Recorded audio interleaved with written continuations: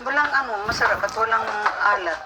Yes. Parang, Mix, wala naman daw alat. Kaya okay lang siguro yan. hindi, masakit din yung sa Ay, loob. yan. Basta nuts. Oo, basta nuts. Ay, parang kay Mama Ellen ng Pag mama ko. inatake yan ng niya, arthritis pa rin, hindi yung sa uric. Rayuma? Ay, naku, hirap iwan yan. Hindi makabangon. Ano ka pabangon man? Mama Ellen, mahal-mahal ka lang kasi ng Miko. Saturated, puro yan bawal. Kasi nga, mahal-mahal ka Mama Ellen ni Miko. May mga nuts ako dito pero hindi ko palagi nilalabas sa kanya. Nahuli ko, Maski naman nandiyan, tulad mga chocolate, di ako kain.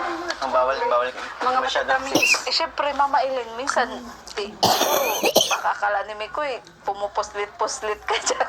Ay, hindi. Alam naman niya yung mga chocolate yun na kung Hindi si Mama mahilig sa chocolates, pareho Sa kami. pero sa nuts, Mama Ellen, ayan na po.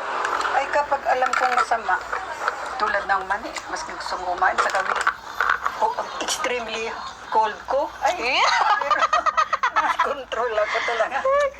At ako din nahirapan na Oo, sa bagay, Mama Ellen. Sama ka dinner, mamaya. Oo, sama mo siya, bro. Sila Kuya Beng sa na-invite, kaso wala pala.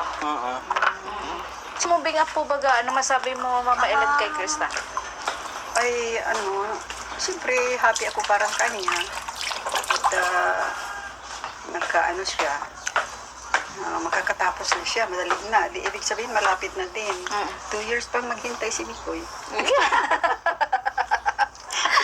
Ay, Mama, Ay, Mama Ellen, Mama, di ba sa CR ka? sa birthday din bro ni si Jay, sama mo daw. Mamaya. Magandaan dun ka, di ba, Mama Ellen? Kailangan kahit senior na, happy-happy pa rin tayo. Mama, di ba may Bible study ka po?